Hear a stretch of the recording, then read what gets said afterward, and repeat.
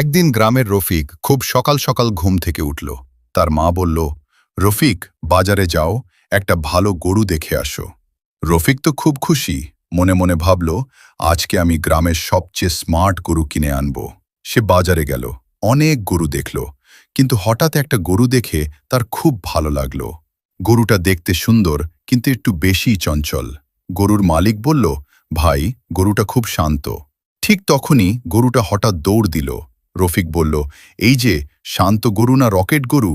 সবাই হাসতে লাগল। রফিক দৌড়ে গরুর পেছনে গেল। গরু দৌড়ে ঢুকে গেল এক সবজি দোকানে। দোকানদার চিৎকার করে বলল, এই, আমার বেগুন, আমার লাউ। গরু সবজি খেতে শুরু করল। রফিক বলল, আরে ভাই, এটা গরু না স্যালাড লাভার। এরপর গরু আবার দৌড় দিল। এবার সোজা একটা চায়ের দোকানে ঢুকে গেল।